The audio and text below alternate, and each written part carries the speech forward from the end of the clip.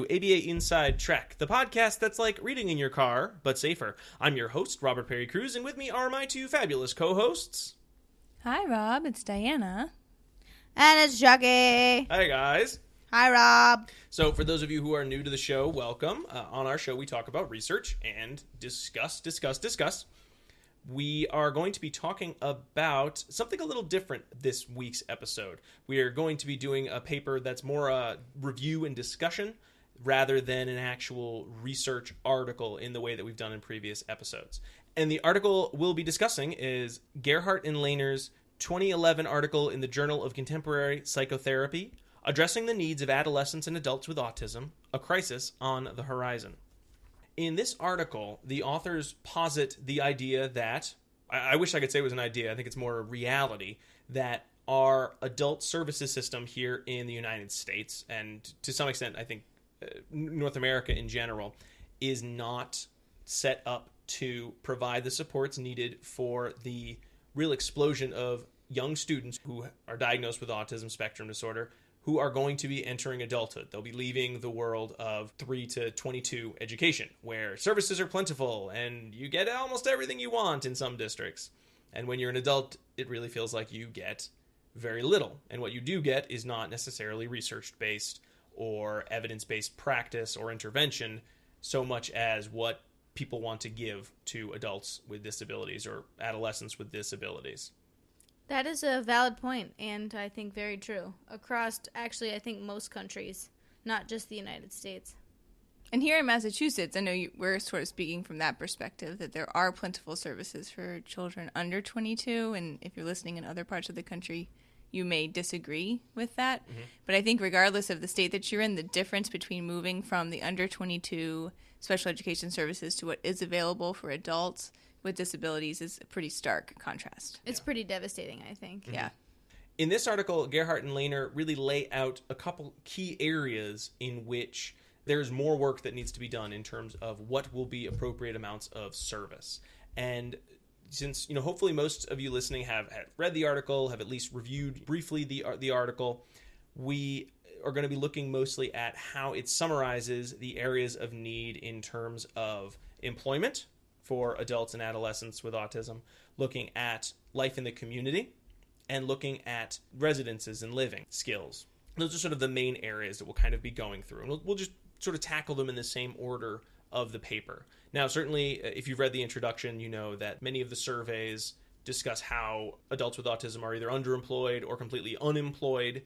And you sort of wonder why that is, because many of the adults surveyed actually had an above 70 IQ or even higher, yet the results didn't really match up. It wasn't like, well, as long as your IQ is over 100, you have a good chance of having a job. It really seemed like it doesn't matter what your IQ is, you are going to have a hard time being employed to the full extent of your abilities, given the systems that currently exist. Why do you think that is, or what did you take from the article in terms of why that might be? I think one thing that I've been thinking about a lot when I think about the students that I have previously worked at going into supported employment or employment in general is there's still a kind of stigmatization around mental illness or any sort of intellectual disability in the communities that we live in. Even if a company wants to employ someone, they may be hesitant to do so because of that stigmatization and also because of maybe the communication deficits. I've been at our local grocery store that does employ clients with, I'm assuming, an autism spectrum disorder, and I've watched other people in the store interact with them, and some people interact with them as if they would interact with anyone, but then some people have this standoffish approach to them, and I'm not exactly sure. I haven't stopped and asked them, but you haven't taken data. I haven't taken data, but they will display similar behaviors. Like they won't make eye contact. Once they say a question and there's no reciprocal answer, they'll move quicker through the line. So I'm thinking that the experience overall may not be as pleasant for those customers. I'm wondering if it's more us as a culture not fully embracing people as they are and not necessarily to fit our normal strand of conversation or whatnot. Mm-hmm. Yeah. we think of jobs that are out in the public sector really readily, like being a grocery store bagger or something like that, because we see it every day. But the jobs that we see out and about are the more social jobs because they're retail positions or something along those lines, like being a barista at Starbucks. Right. And those types of positions might be more challenging, I think they would for an individual with a social disorder than other jobs that might be sort of behind the scenes type jobs that work more with numbers or filing, video editing, or who knows, there's probably a million different things that I am not thinking of at this second. Jobs that people really enjoy doing, and they might be really good at doing them that they haven't had the chance to be exposed to. Right, because someone has to find those jobs for them. So they're not actively seeking out those jobs most of the time. So I think that's one of the main take-home points of the article, too. We, as the workers at the agency, don't have enough resources to actually spend that time looking for those jobs for our clients or our consumers. Or creating those jobs. Everyone can be productive members of society in a spot that's going to fit their personality and what they like to do. Yeah.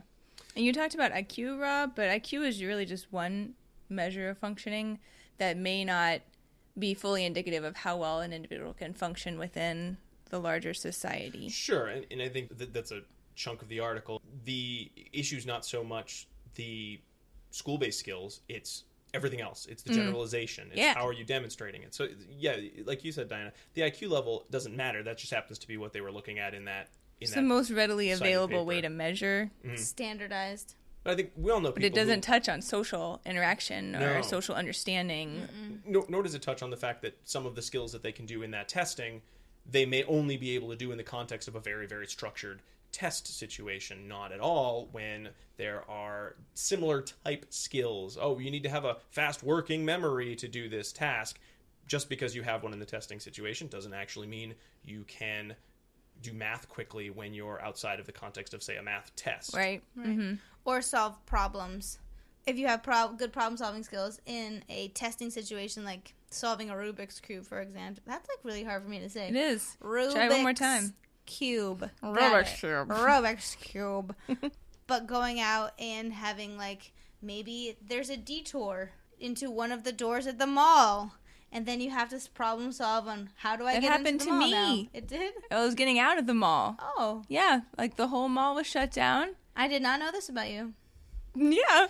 And I kept going to the different exits, and I kept thinking that they would be open, and none of them were open. There was only one door in the whole mall that I could get out of. I thought I was going to sleep there, which I was excited about. But it's like Night at the Museum, but Night at the Mall. Yeah, it was going to be fun, but it didn't happen. With Ben Stiller?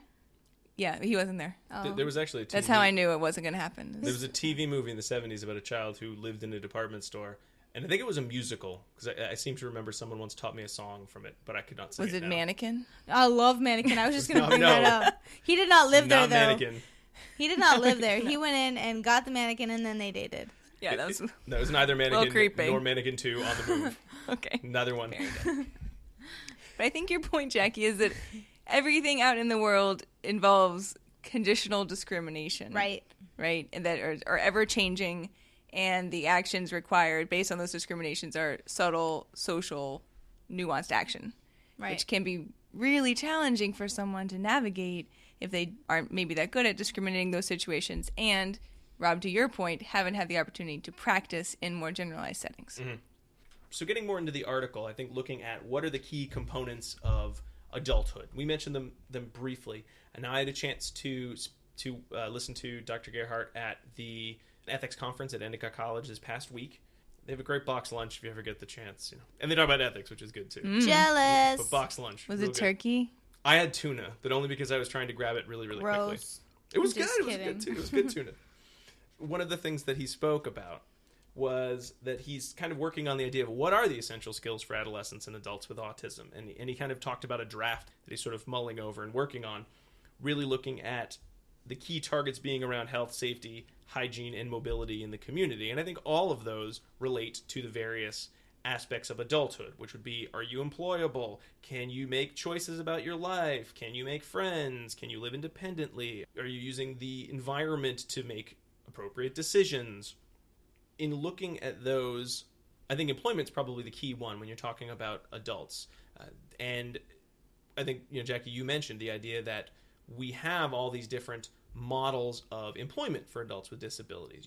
We sort of have the old style from the 70s and 80s. You'd have the day programs where you just get all the adults with disabilities and you all put them in one place, and they'd screw on the nuts and bolts to a piece of machinery, and they'd pass it down the line, and at the other end they'd have unscrewed all the bolts and they'd pass it back. So they were just doing tasks to sort of get used to the idea of doing some work for an extended period of time. Or making my clipboard.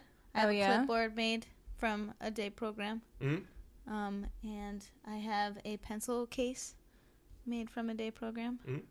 I used to volunteer at one, and I don't know what they were making. They were making something that was going. It wasn't just up and down the line. No, I think but it did involve unscrewing and screwing. Yeah, that's sort of the vision of, say, the 70s special education scene for adults. Nowadays, even a day program, as much as that sort of has a connotation of, that's probably the worst of all the options, is much better than it had been. Though even in the article, the authors sort of mentioned that any of those sort of like group homes, day programs, those terms and those groups often get a lot of flack, it seems, in the grand scheme of things. I know when you were looking at the types of employment, we talked quickly about day program, but there were some other options. Were there any that really spoke to you as, that sounds interesting, or, that's the one I'd recommend? The only one I've ever had experience with directly is supported employment. So where one of my students would go into the community alongside a direct care worker who would act as a job coach. And that's been fairly effective, I think. Looking at how, in my experience, my students have done and how we've been able to fade out that job coach while simultaneously increasing the comfort level of everyone at the employment site. But that's the only one that I've had experience with, and I've had really good experience with it. Another one that they talk about in this article is customized employment, which is a little different than supported employment in that they're really looking at the skills and preferred activities for the individual and trying to match them specifically to the type of job that they think they'll be most successful in. And that they say that that's relatively new. So that seems like a great option. On that same note, there's also the idea of this kind of entrepreneurial support. So the idea of, what's something that you are interested in? Is there something that you could do with that to make money on your own? Which I thought was a fascinating idea, which I had not really heard of before reading this article. The idea I haven't either. If it's something you like, you could make a business out of it. Just like anyone would. You don't just talk about that with folks with disabilities. That's how people make businesses. I wouldn't even thought of that for myself, though, to be honest. So I'm like, wow, I could do that? Which is pretty funny. I feel like I read something recently about a woman with a disability who opened up a bakery. It was what she loved to do, and so someone helped her create an entire business around it, which is awesome. Yeah.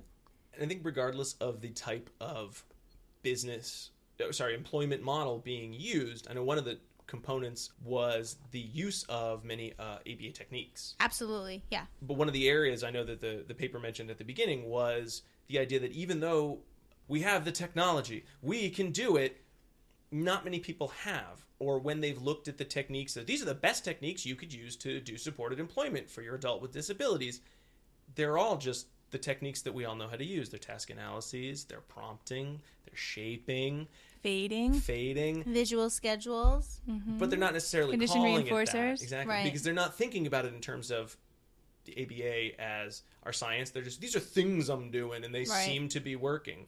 And when even the research talking about what's the best way to provide employment isn't necessarily mentioning what we're doing by name, I don't think it's a surprise that when you look at any of the field of adult support, there isn't a sense of these are the techniques to use so much as I like this one the best because everything seems very piecemeal. These are the techniques we're using, not so much this is the science in which we're basing all of the procedures that we are using to educate our adults and also our staff. And staff training was definitely mentioned as something that is very, very difficult, especially if every place you work has a different philosophy of how to work with the adults.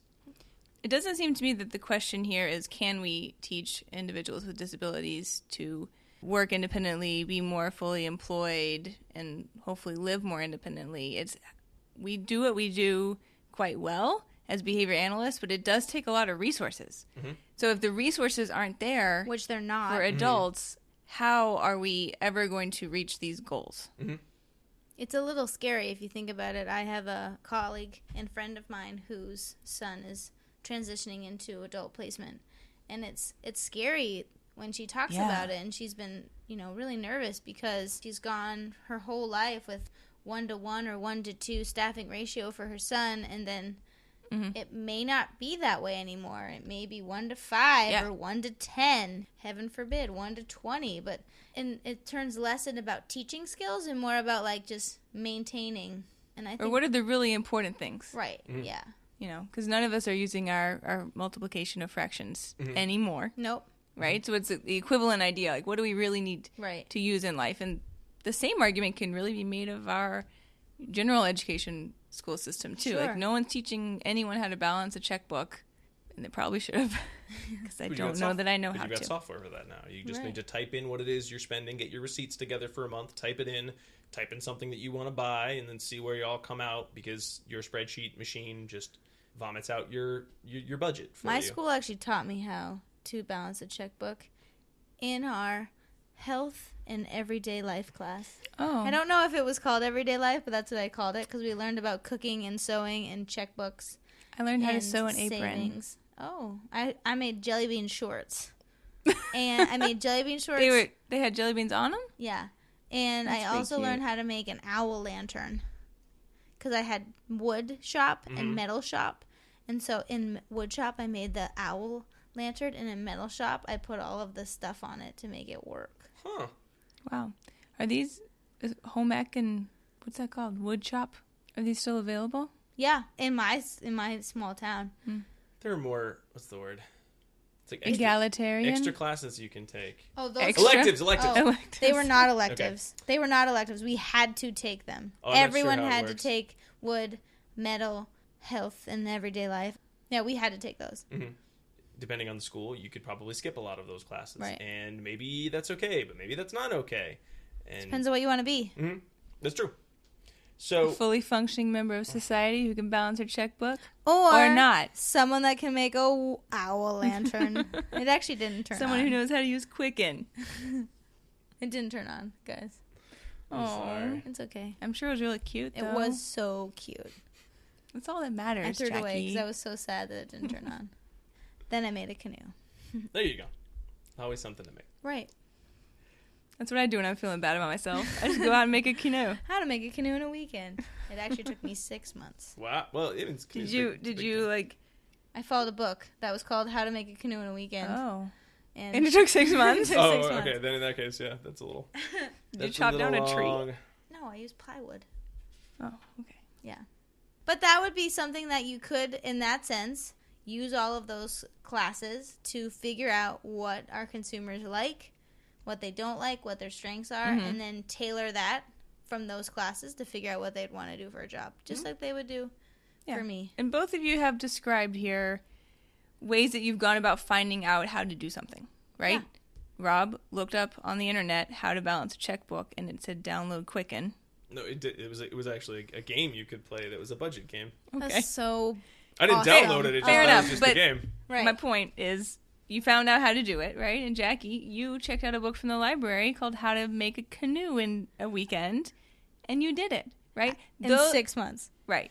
So what you actually did is balance a checkbook and make a canoe, but the other skill that you had in your repertoire was finding out how to do those types of things, right? And that is an important skill. Which we're not teaching. No. Right. Well, I don't know how much we really do teach the idea of kind of the next component of being an adult, which is how do you function in your community? And we have lots of communities, I think, that are much more forward-thinking about how they want to support the individuals with disabilities in their schools and in their nearby environments, but there are plenty that either due to lack of resources, lack of education, really don't know what they should be doing. And I know some of this early statistics in the introduction of this article did have really high percentages. I mean, above 60% of adults had no idea what services were even available for that was actually really sad to read. Their aging All of the child. statistics in this article are abysmal. There's a great quote in Dr. Gerhardt's talk about the community, living in the community. He's from New York, and I loved the idea he was talking about. New York's great. It's all diverse. So I'm going to kind of paraphrase him, the idea that there's so many different people. So someone who's who is on the autism spectrum, who might look a little weird, with the air quotes, look a little strange, isn't going to stand out as much. And kind of to paraphrase him, he said, New Yorkers are very accepting of diversity, but they're not accepting of incompetence. And then he sort of talked about the idea of even if you have an adult with autism that is not making eye contact or not reciprocating conversation, most folks are okay with that. But they will lose their mind if when that same individual gets to the front of the line, they pull out their wallet and they start counting pennies and dollar bills and $5 bills, because that's a skill that we still teach, and the idea that why can't you teach something quicker, or if you could teach them to do whatever they're doing fast in this environment, or if there's a problem, this coupon's expired, do they know, get a different coupon, or just say that's okay, don't use it, or do they, nope, the script that I have been taught in a classroom is broken, I don't really know what to do. That's when you start seeing a community be less accepting, I think, of other individuals, not because they have a disability, but because they are wasting other people's time. And it's sad because a lot of these individuals are not taught in the environment. They're not taught the generality of the skill. Generality of the skill? Generalizability of the skill? Generalizability isn't a word. I know. I always make that word up. So does everyone in the world. But I put it on recording, so it's mine. No, generalization. Yeah, generalization is the effects of the treatment in the absence of the treatment. Generality is when the treatment is applied. So this would be generalization? This is what you're talking about is generalization. Generalization. So it's a good one to keep bringing up. Because I'll probably just say generalizability over and over. And then I'll be like, no! But it is true. Like, you could wear a Big Bird costume and walk through New York City, true. And no one will really bat an eye. Mm-hmm. But if you take too long to get your wallet out, you're probably going to hear from someone. Another thing I think is problematic, what you said about the unavailability of resources. In Massachusetts, we're really lucky because we have something called Index New England. So if people don't know about this, it is a place where you can find all about autism coverage and autism insurance, any new news that you would need to know, and you can find any provider for any sort of resources that you would need. So I just want to give them a shout out because they're really awesome. Excellent. The website, if you want to look at it, is www.disabilityinfo.org, and it's called Index New England. But again, the point of having such a great resource is not so much what a great resource, that it's more most places don't have this resource. Right, most places don't have that resource. And you'd have to know that it exists to actually go to it. Mm-hmm. So it's been here for a long time.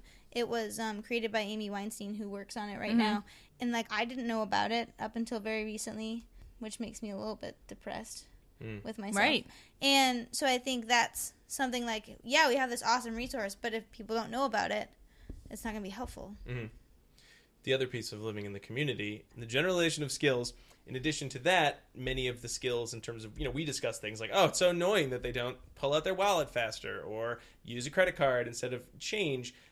But the skills related to, say, and these are mentioned in the paper, safety skills relating to sexuality, the idea of sexuality and sexuality education, and kind of the quote, sexuality education seen as a problem because it's not an issue, or it's an issue because now it's seen as a problem. Either who cares until something bad happens, now we really care, but it's too late because something bad already happened.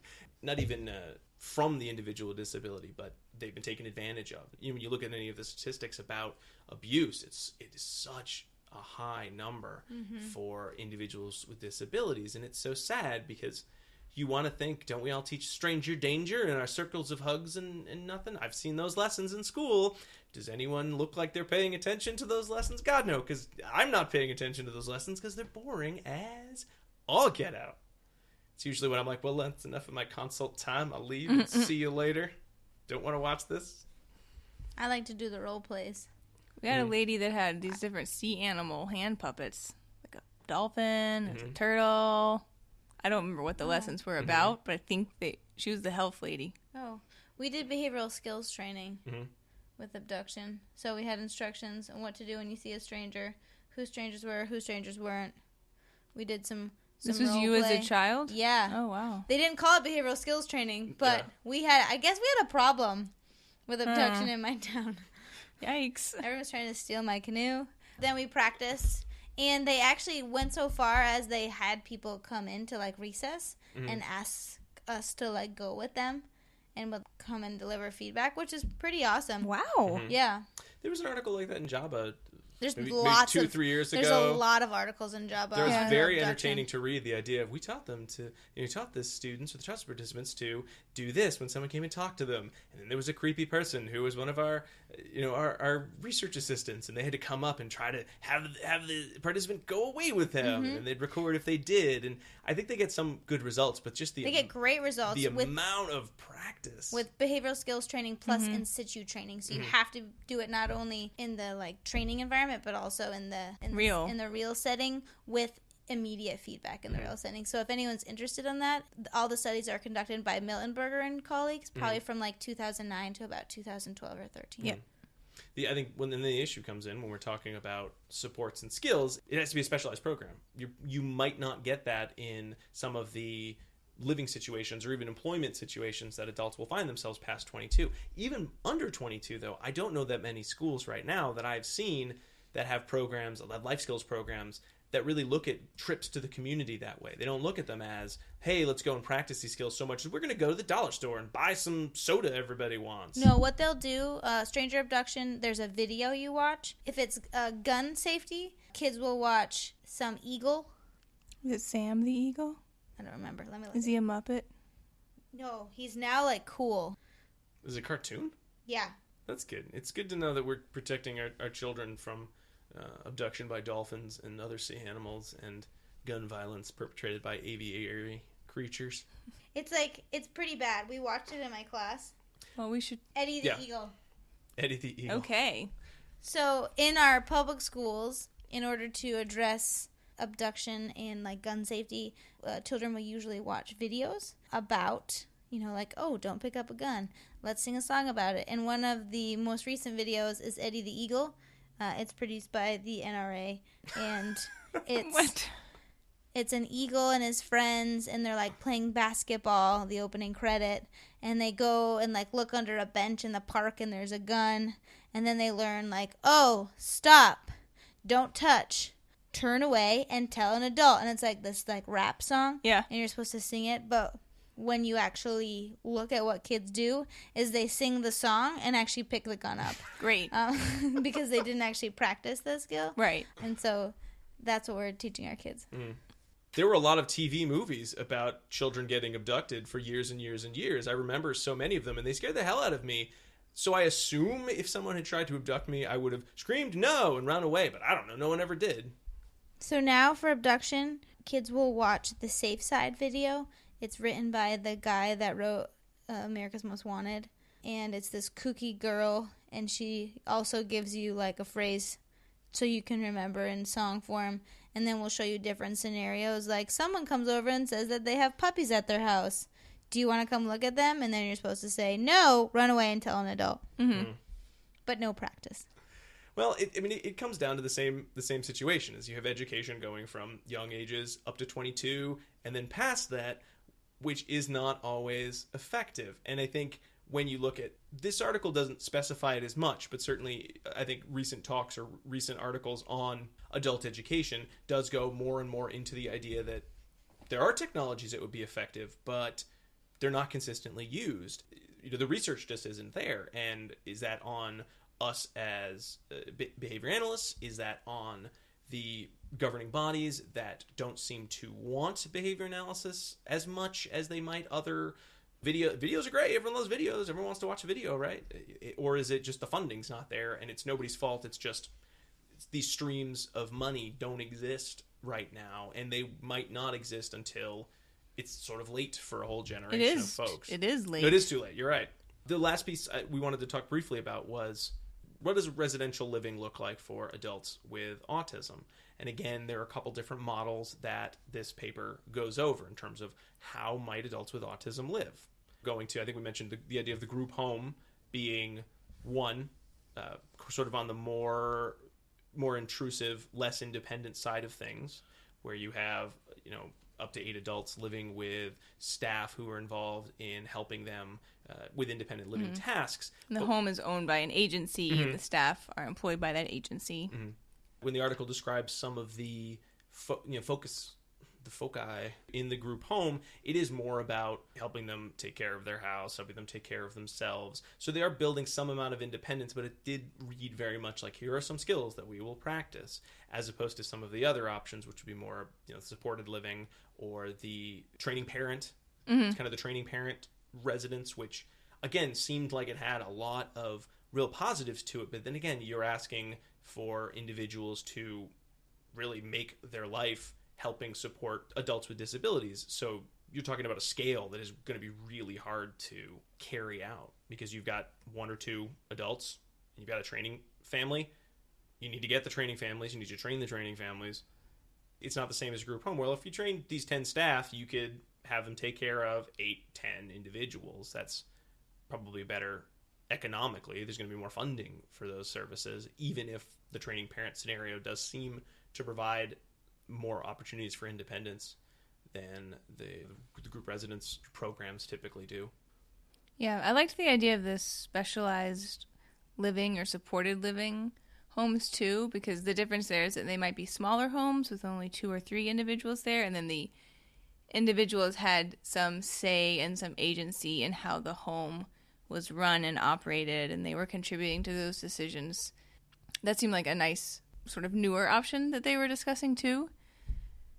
But again, it's all these different options are great, but I think that what they're talking about in this article is that there's about to be a huge crisis in all of these support systems for adults, because so many more individuals are about to age out of their current services, and there will be waiting lines and lists to be in any of these types of facilities. And there is no fallback plan. The only fallback plan is that parents continue to support their children, and that plan is untenable. Like, it cannot continue as these parents continue to age. Something else has to give and change. I think that's going to be our change it, though, to be honest, is that when these students do make their age requirement, the parents are not going to be able to take care of them at some point. And so parents are our biggest advocates and do facilitate the most amount of change. They're our loudest supporters. And so they're going to lobby for change, for money, for resources. And a lot of the times, if you're loud enough, you get what you want. So I think but that's where's this money coming from? Where does money ever come from? Something don't else, know. unfortunately. You print the money, right. and then there's more money. It's economics. You just take it down the coffee machine and... Well, maybe we'll expand insurance, so maybe insurance can start covering some of these things. Or, who knows? Yeah, I really don't know. They're going to have to figure it out, because it's happening. And that comes back to some of the discussion in the article on employment. Right. It would be great if you could have every individual with disability find something they're interested in and make a business about it and support them in creating their own business. But small businesses fail all the time with individuals who do not have a disability, who are already able to do many of these skills. What's the old adage about, if you want to make $1 million running a restaurant, start with $2 million. There are people who are good at really, masters in their field that can't keep a business afloat. So when you're talking about this, ballooning group of individuals, you're not going to be able to support that level of employment. Folks are going to have to just get jobs. I mean, how many people already have jobs that they don't want to have, and they didn't receive special education services, so theoretically they should be able to function without any support in society. And the idea that we have more parents who are more educated, the fear, and I think the fear is laid out in the article, is once there's a huge group of folks that realize, oh my God, there were these services, or there weren't these services, and all this horrible stuff has now happened to my poor child who is an adult because we didn't know what to get them, or what we needed them to get wasn't available, and we were one of very few voices speaking out about this.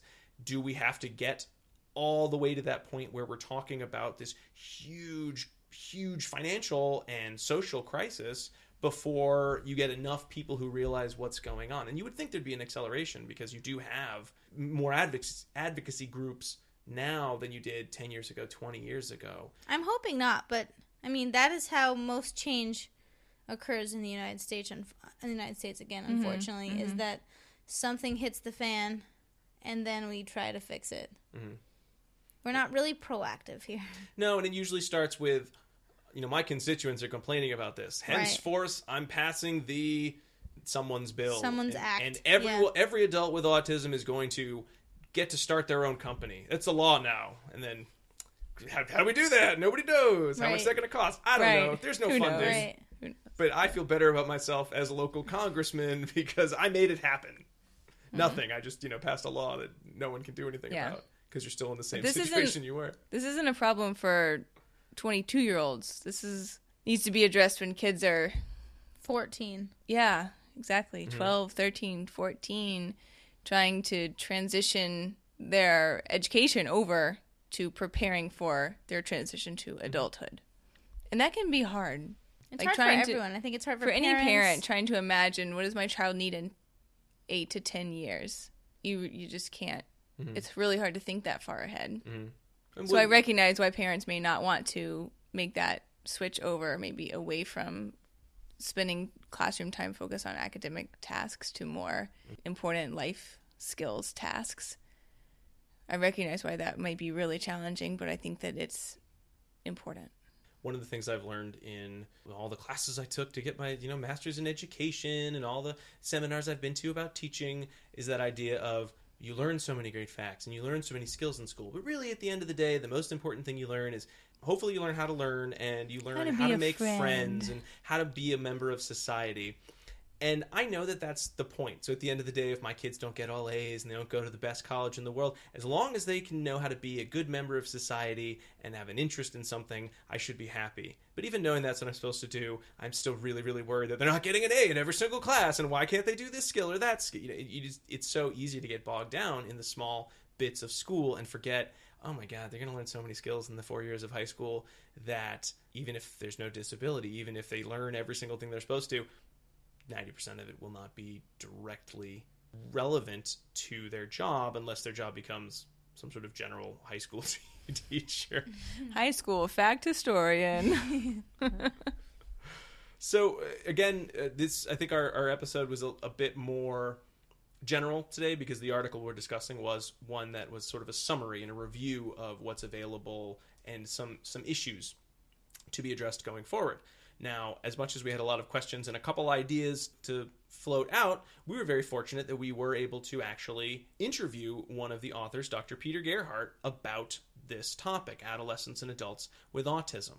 Fortunately, he does lay out a couple nice ideas and some further thoughts, beyond what we're able to discuss just given the article we have and the knowledge base we possess on what are some things that can happen to make these improvements. So for any of the questions we kind of raised, I hope that you find that our interview has some answers, not so much from me, but from Dr. Gerhardt. But before we listen to that interview, for those of you listening to our episode for CEs, I want to give you our first code word of the episode.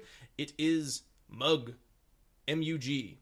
Now, I'm not thinking about it like someone stole your wallet. I'm thinking about it like a coffee mug, which is what I was staring at when I thought of this code word. M-U-G. But whatever mnemonic you want is fine. Mug is our first code word. So with that out of the way, I hope you enjoy listening to our interview with Dr. Peter Gerhardt. So we are talking with Dr. Peter Gerhardt, the Executive Director of the EPIC School, and we're here at the Ethics in Professional Practice Conference. So Peter, thank you so much for taking the time to talk with us about adolescents with autism and sort of the challenges I think that we as practitioners face going forward. No, happy to do it. I'm glad to be here. Excellent. Now, I was looking through your 2011 article on sort of, what's the state of our work with adolescents and adults. And sort of my first question was sort of like, oh God, what the hell are we supposed to do with this information? Oh God. So have things changed since 2011? No, they really haven't. But what is starting to change is there is greater interest. People are starting to recognize that this is a problem. And more professionals, including behavior analysts, are starting to look at it as an area of interest and an area of professional challenge. But I think more importantly, the parents of those kids who were at the leading edge of the diagnosis epidemic, their kids are now aging out of that system, and they're the ones not willing to take no for an answer. Mm-hmm. So they're going to start pushing the system in a way that it needs to go in order to respond to the needs of these young men and women. Mm-hmm. So we have, our audience is mostly, it's pretty much all BCBAs. We have some RBTs as well. But one of the things that we try to do is when we're looking at research is determine what can we as practitioners do. So if you had to pick, say, 2 or 3 areas that need to be addressed right now as soon as possible, what would those be? If you look at sort of social validity research in our area, like what is important, there are a couple of things that the community demands and a couple of things they don't.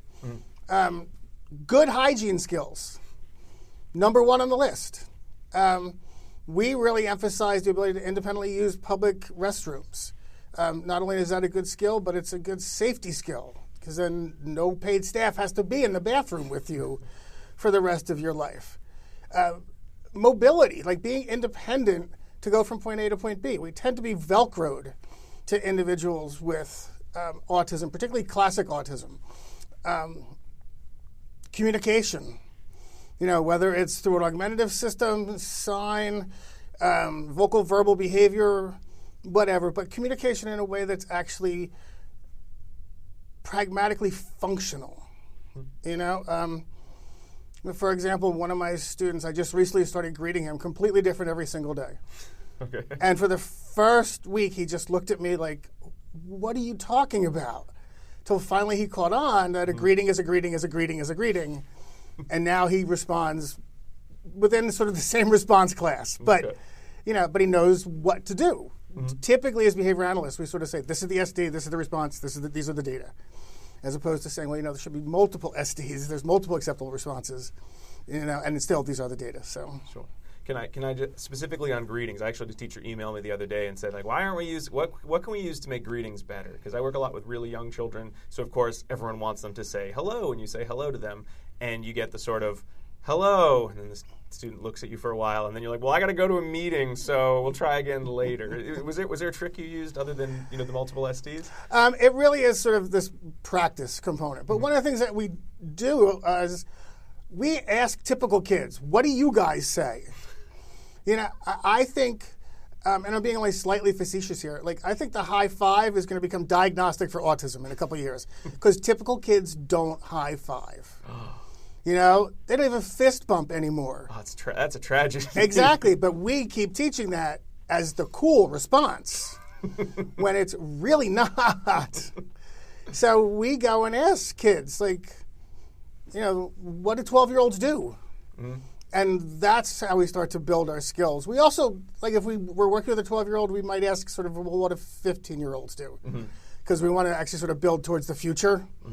But yeah, we really try to stay away from these very sort of rote,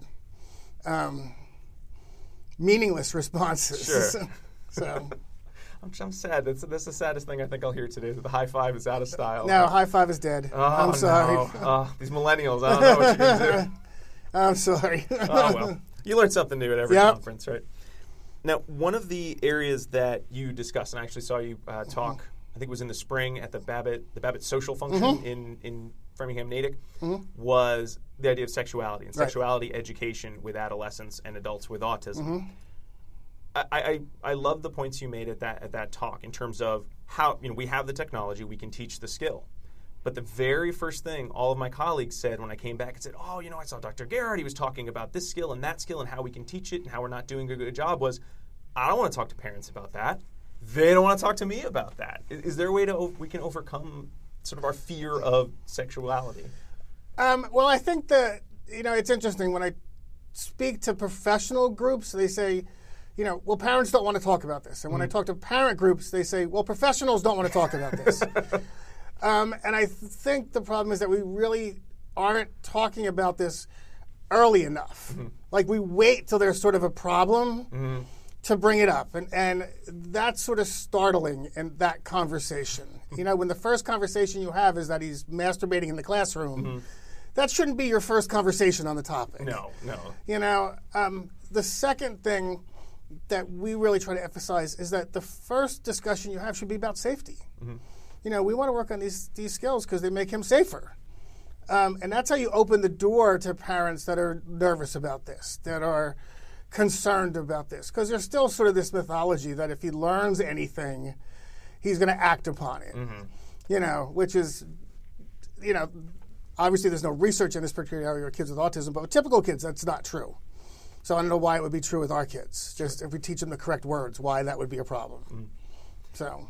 Now, in terms of safety skills, do you focus more on abduction skills, appropriate touch, inappropriate touch, sort of try to do everything as quickly as possible? Abduction skills are difficult, necessary but difficult. I'm not downplaying them at all, especially when we talk about sexual abuse, because the one thing we do know about sexual abuse is that the perpetrator is far more likely to be someone the person knows than a stranger. So it's hard to sort of make those distinctions about who you can and who you can't go in the bathroom with, which is why we say we want you to be completely independent. Sure.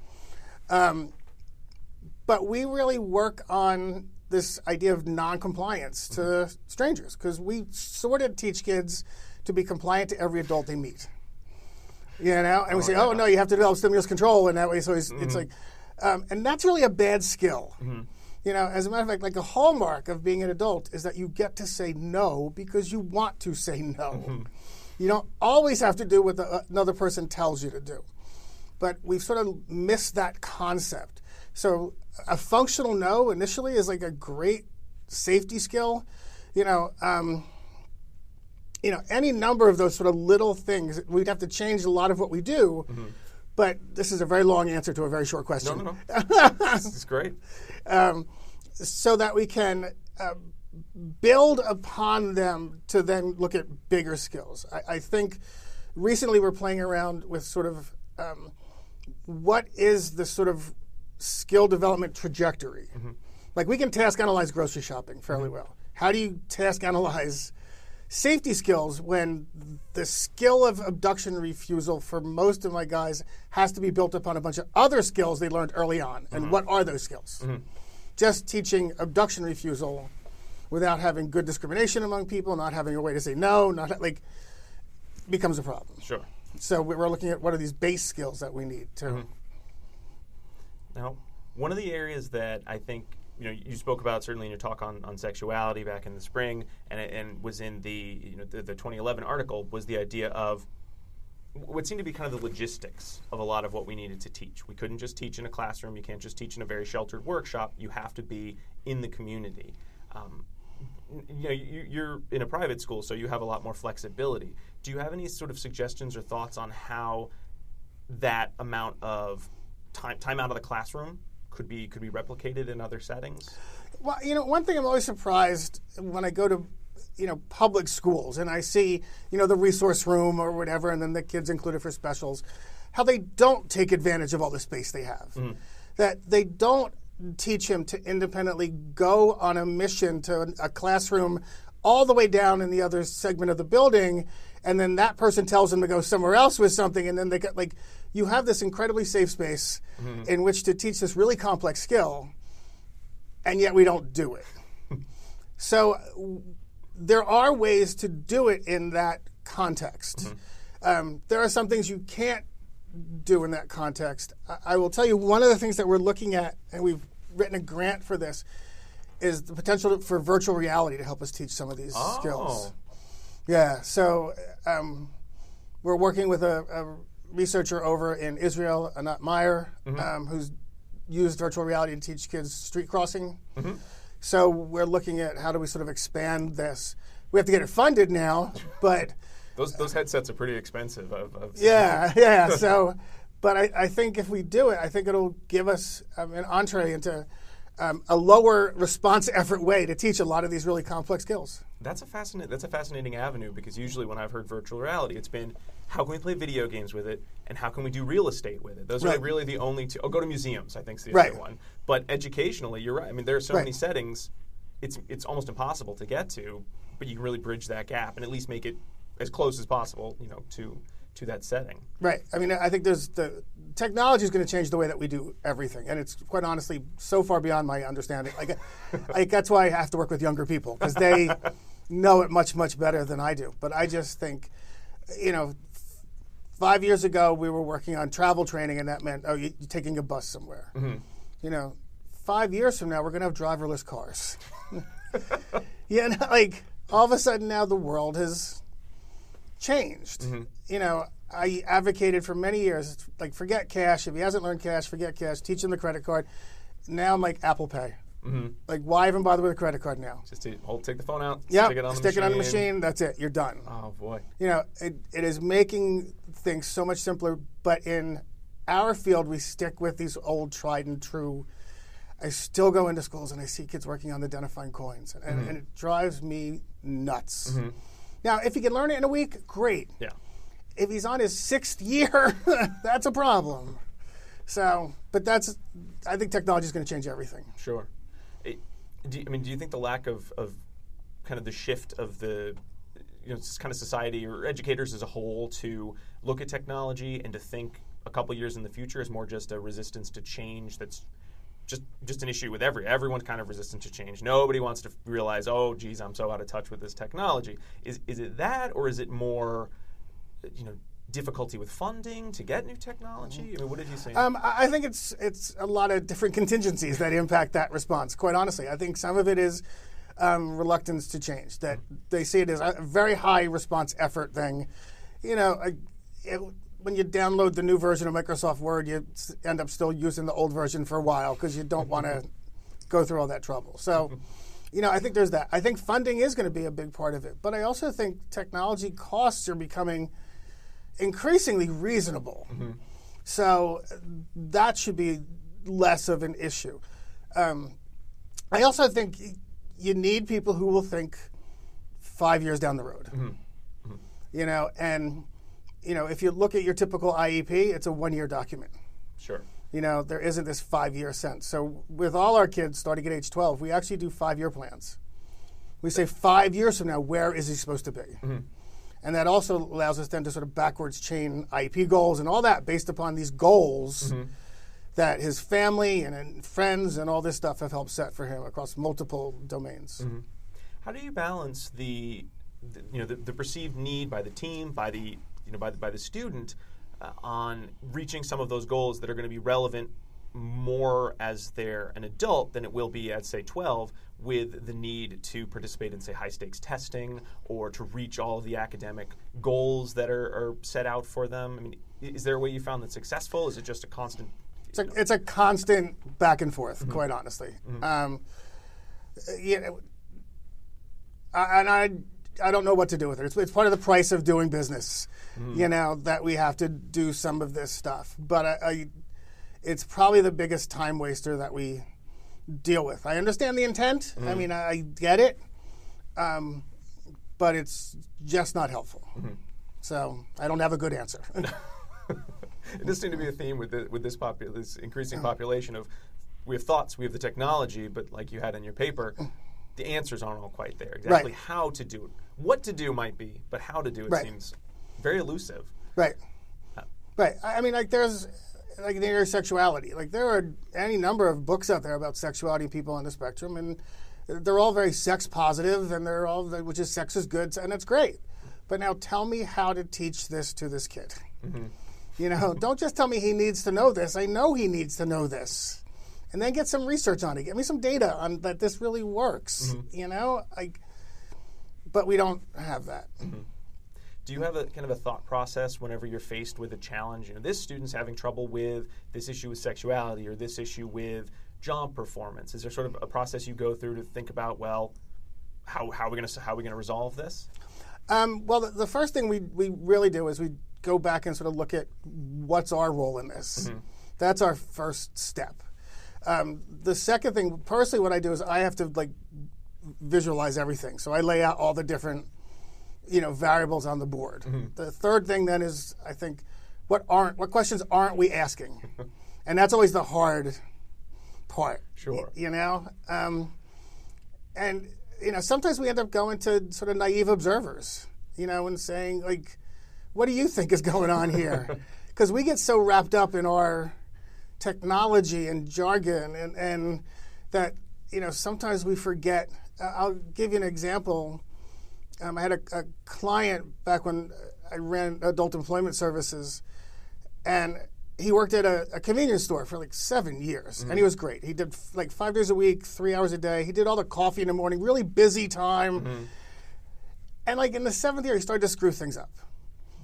And well, so we come in like, oh, behavior analyst, let's take data, let's figure out what's going on here, let's see. One of his coworkers came over and said, nobody works here for 7 years. like, I think he just wants to get the hell out of here. And we said, you know what? You're probably right. Because he had no way to tell us that he'd made enough coffee. Sure. Like he wanted another job. And I was like, good point. I never would have come to that conclusion on my own. Yeah, I guess the idea of teaching career dissatisfaction, functional communication is not really right on the radar. Right. Wow. So how do I, which is just another question to try and answer as we go forward. Yeah. Well, looking kind of ahead into that idea of where our students who are turning 12, who are getting ready for who are adolescents already, who are going to be getting ready for adulthood, it did seem like a lot of the services for employment were very much lacking, and like you said, haven't really made improvements. Is there kind of an avenue of supported employment versus I think entrepreneurial employment was one of the ones you mentioned in the paper that you feel deserves more focus than another? I think the micro business entrepreneurial model is something that we really need to investigate further. What often happens though is people say, well, he likes flowers, so we're going to do a barn and have him grow. It's like, it's got to be a business. Like, I know he likes it, but it's got to be a business. Like when parents say, oh, he likes horseback riding, maybe he could work at a stable. There's a huge difference between horseback riding and working at a stable. There are all these different factors. So if you're going to pursue the entrepreneurial micro business, it's still got to be a business. What we're trying to do now is work with sort of larger companies. And it's easy to get into small companies because you're dealing usually right with the decision makers. Sure. But working with larger companies like Nabisco or we have to go through 13 layers of approval. Wow. But if you get in there, there's 20 different jobs that are going to be available. So you can actually have 6 individuals working. You can have one person as their supervisor who sort of navigates between them. So they're not all in one space. They're working different jobs in different places. And you can, really work on job match then. So we're looking at how do we make this not just an appropriate alternative, but a cost-effective alternative. Sure. Because at the end of the day, that's all the government looks at. Yeah. Is money. Yeah. And I don't think any business is going to want to tell you we're not interested. Right. But at the end, if they're losing money on the proposition or it's costing them, there is a point where that bottom line is definitely going to impact their ability to employ individuals with autism. Yeah. Oh, like when you do real employment stuff, you have at least 3 clients, and one is your student, one is the businessman himself, and the other is the community. And you have to attend to the needs of all 3 of those. If you only attend to the needs of your student, you've missed the boat pretty dramatically. What would you say are the biggest barriers to employability in with adults with autism that probably need to be focused on way earlier with their pre-voc and vocational education? One of the things that we're focusing on because it drives me nuts is I go into programs and I see kids, they work for 5 minutes and then their timer goes off and then they get a reinforcer. And it's like, there are no jobs where you work for 5 minutes and your timer goes off. It doesn't. So one of our standards is everybody has to learn to work independently for 45 minutes at a rate no slower than, there can't be anything greater than a 5-second inter-response interval. So they have to keep going the whole time. Do we get that with everybody? No, but that has to be the goal because that's an employability standard. So it's things like that we don't typically think of. We think of, he has to sort silverware. I could teach him to sort silverware at the restaurant. Sure. That's easy. But teaching work for 45 minutes, that's a lot more complicated. So if I could pick one skill, that would be endurance would be my one skill. Okay. I think that's a tricky one to teach because especially in the very specialized classrooms, I know I've been in, and you've probably been in way more, the focus on that. Okay, first do this, and then you get this, and just everything's just short. And a lot of the staff have been trained, keep it short because then you have less chance of behaviors, you have more effective teaching, and it's hard for them to generalize. It's hard for everyone involved to generalize it to that 5-year, 10-year plan. Right, and I think part of the problem is we haven't we tend not to change strategies as kids grow up. Like behavior analysis is a huge field. You know, like we can actually like look in other avenues as opposed to, okay, he's been on a 5-minute DRO for 7 years. That doesn't mean that's our only resource here. You know, and okay, well, primaries are important to him. He needs, like, food reinforcers really work. Well, you know, we can set it up so that after he works for 45 minutes, then he goes to the cabinet and gets himself something to eat. You know, so it's a typical self-reinforcement paradigm as opposed to, okay, here's your chip. Sure. You know, which is what we want to get away from. I don't even think about that. Oh, the adult's got to be there to deliver the reinforcer. Yeah. Wait a minute. Can't they just go get it They can go get themselves. Oh, man. And that's such a simple thing, right? But Yep. Wow. Yep, and if my guys learn to cheat, I'm even prouder of them because that's a pretty higher cognitive skill. You know, true. I'm like, okay, good for you. We got to fix that, but good for you. I appreciate that. When you're working with adults or consulting to employers who employ adults with autism, do you ever run into issues with harmful reinforcers that aren't on their face harmful? It's not like in the 70s giving them cigarettes, but they're sort of allowed to access sort of age-inappropriate material or too many edibles? Yeah, I mean, we see it fairly frequently, and it's difficult, though, because by definition, a reinforcer has to be a reinforcer. Sure. It's got to work to increase behavior, so it's difficult. I have tried with many kids in many ways to, like, give them something else other than Barney or Thomas the Tank or, but I've failed like 95% of the time because we so condition that to be the big thing that it just so sticks. One guy we just graduated who is graduating to 25 hours a week employment, like on a university campus, like independent. That's great. Like one of his favorite things in the world is Thomas the Tank.